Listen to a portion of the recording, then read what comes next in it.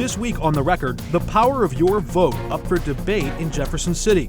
Redrawing the congressional maps for political gain. Could voters have the final say in Missouri? Admitting guilt. The former Speaker of the Missouri House admits ripping off the government. And how to make sense of a wild whiplash week of news. All this coming up right now.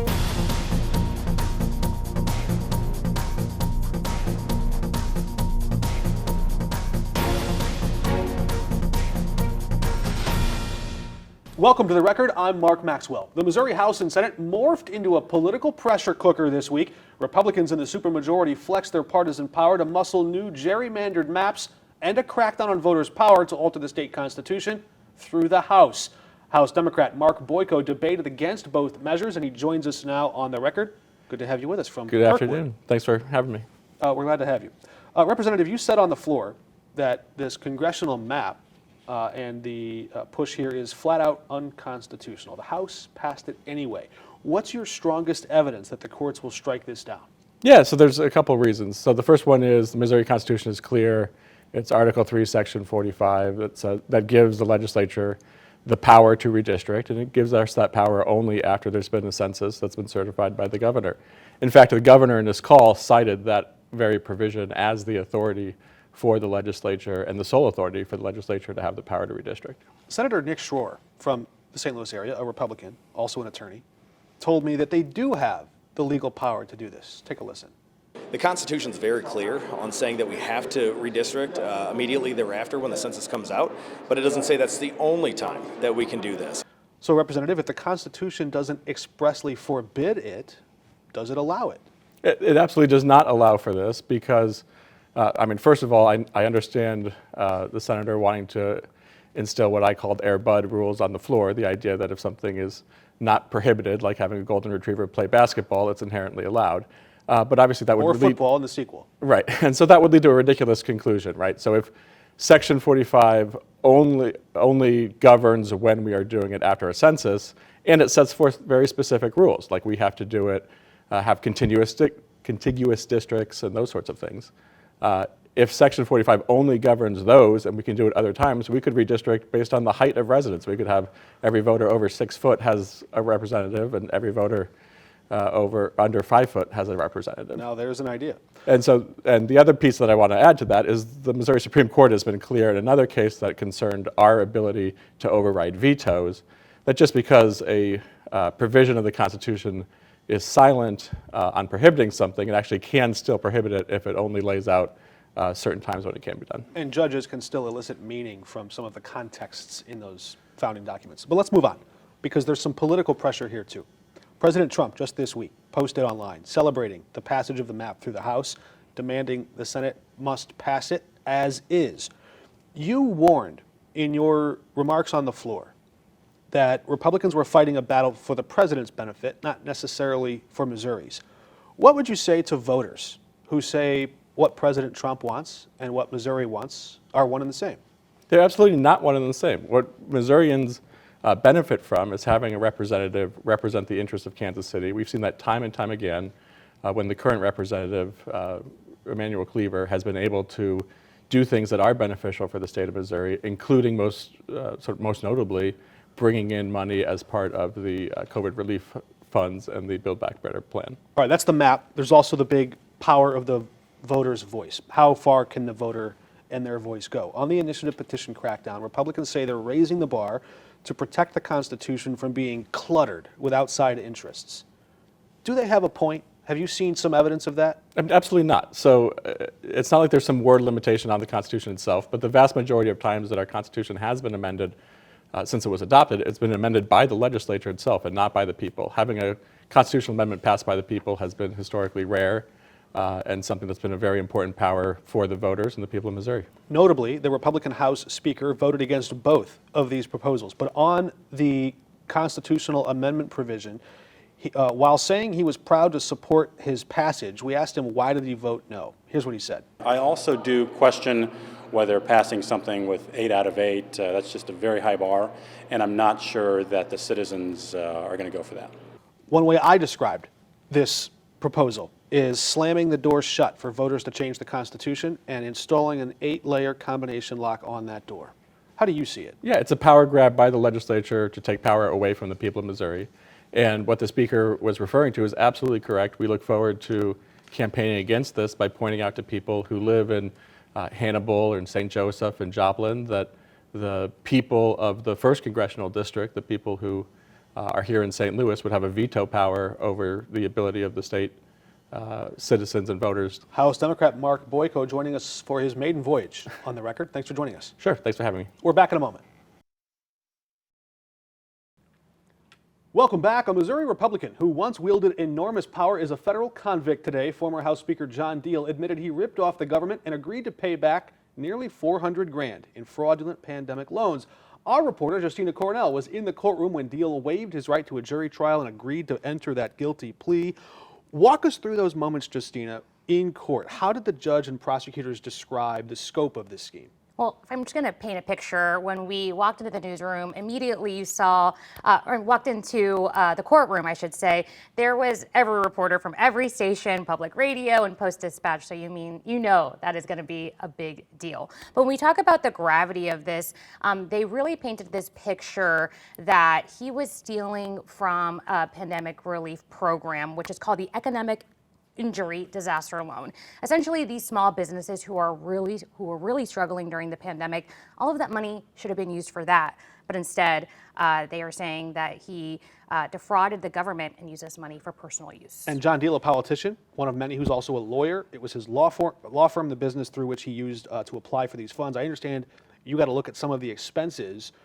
What stood out to you the most about the way Deal spent this money, the guardrails that prevented him from spending it incorrectly? Absolutely. So something that I know you've been able to also prove, but some of that money was used for a settlement and a lawsuit with a former intern. But some of the things that really stood out as well were money for country club fees. That was the first payment, actually. The first payment that he got was $1,000 and immediately was for country club fees. But from there, it was for cars like a Tesla, an Audi, payments for his mortgage, college tuition, and paying off credit cards. Spree.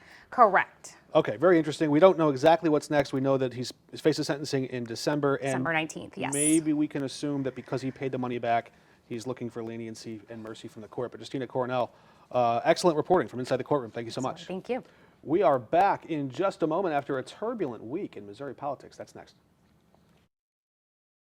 Do you think that voting for this map is a racist vote because we're trying to take out a Congressman Emmanuel Cleaver, a black man? Do you? No, I'm fine with doing what we're doing. All he has is racial data, which indeed makes this racial gerrymandering. A sampling of the tension we witnessed on the floor of the Missouri House this week, and joining us now with expert analysis for the record, political science professor, Dr. Anita Mannion. Good to have you with us. Good to be here. As always. We can see the map lines change to carve up Kansas City into 3 areas, and we can see that it reaches and ropes in that vast rural expanse. A lot of white voters live there. We can see the racial breakdown on who those voters are. This new 5th proposed district would drop from 38% made up of minority voters to 30%. Roughly 60% Democratic voters today morphs into 40%. Can a guy like ordained minister, Congressman Emmanuel Cleaver, compete and win there, or is this the end of his term? Well, certainly the intention here is that it's the end of his term, right? That's what the legislature is trying to do. But I think there's still a glimmer of hope for him. So, and for others. So when you split that one District 5 up, it makes the other districts more competitive as well. But there's a possibility for some backlash for people in that region who are mad that their representation in Kansas City is being diluted. I want you to listen to how Republicans explained openly their partisan power grab. Take a listen. It seems like you should play fair. But the problem is, what I've seen is maps across the country where they're not playing fair. If we're going to have this battle on some of these things that are foundational to America, I'm okay with, if you want to play ball, let's play ball, because I represent my district, and my district would want to support Trump's leadership. It's that fight fire with fire justification. How do you think voters are going to respond to that?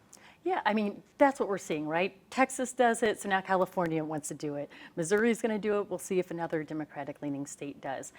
I think it is a challenge when, states or when Democrats in general have advocated for more neutral drawing of districts, but then now they feel like they're in this knife fight to kind of save the midterm elections. You wonder if some of them feel like they got hoodwinked in laying down their arms there in that treaty, as it were.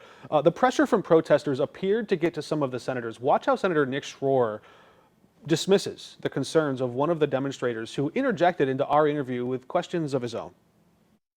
Why change the maps 3 years after you had This is a huge piece of evidence that the Missouri Republican Party needs to focus on mental health care for the many people that are here today You need to that are listen to the exhibiting. people of Missouri, not Washington, D.C. You see there kind of a tense moment. To be fair, there were a bunch of protesters just moments before pounding on the walls of the Senate. They had escaped there. My observation, my impression of the senator was that he was a little bit rattled, and some of the guards there were trying to make sure that senators weren't coming into super close contact with the protesters there. But what does that tell you about the tension here? Yeah, I mean, certainly people have a right to go to the Capitol and protest. That's foundational to our democracy. But I think people are on edge with, we've seen political violence, we've seen riots on the Capitol, we've seen assassination attempts and successful assassination. So I think it's understandable that people are on edge, but ultimately the voice of the people has a right to be heard in the Capitol. You spend a lot of your time analyzing why people vote, how they vote, the election side of it. Do you see reason for optimism in pushing toward that outlet to alleviate some of these tensions? Yeah, I mean, I think that ultimately in a democracy, that is the lever that we have, is casting your ballot. And I think that's part of why there's so much tension around these proposed changes to the initiative petition process, because that's one way that particularly more liberal or independents in Missouri have felt like they had a way to have their voice heard. And you made an interesting point, too, as we were preparing for this segment, that if the Republicans in Missouri are successful in raising the bar to make it harder for voters to write changes into the Constitution, that wouldn't apply to them. Correct. So one interesting part of this bill is it makes it nearly impossible to get an initiative petition passed because they have to have a majority in every congressional district in the state. But that doesn't apply if the state legislators put a constitutional amendment out. The current rules apply. So it's sort of a double standard. Rules for me, not for thee. That's correct. How do you see that playing out? Because it looks like voters do have a chance to respond to that before it would become final. That's correct. So to get this constitutional amendment enacted, it would fall under the current rules, which mean it would need to go have a statewide vote and get a simple majority. If that would happen, that would be the residents of Missouri saying, we want this change that makes it more challenging to get things on the ballot. You put on your professor hat to talk to college students all the time. Anybody who follows politics in America very closely almost assuredly knows the name Charlie Kirk. Yes. What kind of conversations are you having in the classroom this week? Yeah, it's very tense. Really, for my students, what I've heard them talking about is this just sparks their concerns about gun violence as a whole and then political violence as well. We've seen political science research, since the riots in the Capitol that shows increasingly Americans of all parties, more so Republicans, approve of political violence, which I think is a scary environment to live in. But there is a silver lining. There is research that suggests if we have bipartisan denunciation of violence. So just imagine a world in which Donald Trump and Gavin Newsom have a press conference and together denounce violence and say, let's come together as a country. That actually could be effective. That'd be the watchword. That's the thing we'll be watching for to see if leaders turn down the temperature in this moment. 5 on your side political analyst and expert, Dr. Anita Manion, thank you so much for joining us. Glad to be here. An unprecedented week in politics shakes the country. How we can find peace as breaking news bombards our screens next. When we first launched this program 3 years ago, just next week, we dedicated our mission to a thorough examination of facts and evidence, all the things that belong in the record. The idea was to find solid footing, to offer viewers firm ground, something we can trust. In this moment, when our senses are so often pummeled with artificial intelligence, the algorithm's head-spinning onslaught of viral sound bites, funny memes, or photoshopped fakery, maybe, just maybe, a return to old-fashioned, meticulous, fact-based, sober, and well-reasoned reporting could offer some reprieve from that dizzying deluge of delusion. After all, one of the highest honors of journalism is that job to document the first draft of history. So at this, the close of each week, we take some time to slow down just a beat and really dissect those fleeting headlines that we just raced to report out in a hurry, to sit with them and try our best to make sense of them. That's why we close each week aiming to check the record and compare the shock and awe of current events to the tried and true rhythms and repetitions of history. But I have to confess, as I sat with those headlines of this week, I struggled to find any comparison that would really make sense of this at all. First, quite bizarrely, we witnessed a Missouri Congressman, Eric Burleson, question some of our senior-most military minds on Capitol Hill. They confessed great fear and concern at the unknown, mystifying object caught on camera hurtling through the sky, something so sturdy, so compact it could withstand the impact of a Hellfire missile. Stories of an unidentified flying object and testimony delivered under oath that countless more videos like this exist, and Congress themselves, they're not allowed to see them. Something like that, it just boggles the mind and provokes our imaginations. What is out there? Then, later in the week, a heated debate in the Missouri Capitol, raising old foundational questions about the cornerstones our country was built on. You remember that old civics analogy we all learned in 5th grade? The House is the piping hot cup of tea where the people's voices spill over in heated debate, and the Senate, on the other side, the saucer, catching those passions to let them cool. That same idea being invoked now as the House and Senate debate building barriers between the people and the state constitution that might shift power from the people toward politicians. Raises questions like, should populist impulses dictate changes to the state's founding documents? Should rural voices count more than urban ones, or vice versa? Or do we believe that we're all created equal, that every voice matters just the same? Or, when it comes to congressional maps, should politicians get to rewrite the rules in the middle of the game and pick their voters instead of voters picking them? Does political lust for more power know any bounds? Or does that labyrinth of hurdles that feels like an impediment to change actually help ensure that we make only the right changes worth making? At some point, it all blurs into a bit of a philosophical head-scratcher. And in the middle of thinking through all of that, tragedy struck in Utah. An assassin's bullet silenced one of modern America's most loud political voices. Charlie Kirk was gunned down, shot and killed during an open debate at a gathering in Utah on Wednesday. Before he was ever a friend of President Trump, before he became a national icon for vigorous debate on college campuses, or for viral, provocative statements on podcasts, Charlie Kirk was an Illinois kid, a young Republican with an eagerness to engage issues, and none were off limits for him. Whatever you thought of his ideas, he didn't deserve to die for them.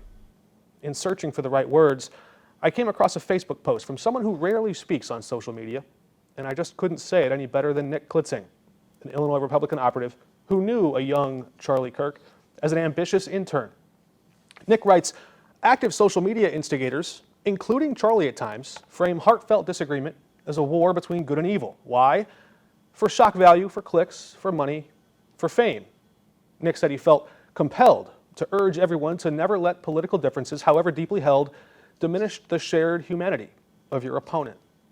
He wrote about Charlie's family, his wife and kids, and the children whose lives were shattered when a killer targeted their parents, two Democratic politicians in Minnesota recently. Then he offered this sobering diagnosis. Quote, "This is happening because our political and social culture is broken, and social media plays an inarguable role in it." He urged everyone to, quote, "honestly assess your role, however small, in leading to that brokenness. Think before you post. Take a deep breath. Pause for a moment to think about the whole person you disagree with, even if you don't think your opponent would do the same." You know, I never spoke at very many college campuses, not the way Charlie did. But in 2020, right before the pandemic closed things down, my last open public appearance was at Eureka College, where another young Republican came up in Illinois many years ago. It was Ronald Reagan's alma mater, and it honors him today with a statue in a small museum. Etched in stone, his words offer a pathway out of this madness. Quote, "Peace is not the absence of conflict, but the ability to cope with conflict by peaceful means."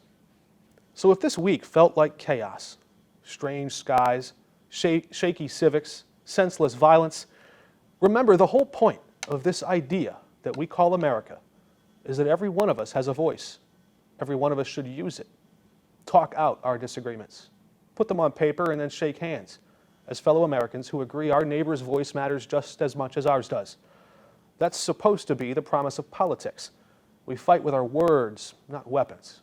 We argue, we vote, and then we move on as neighbors. That's all of our time today. Until next time, we're off the record.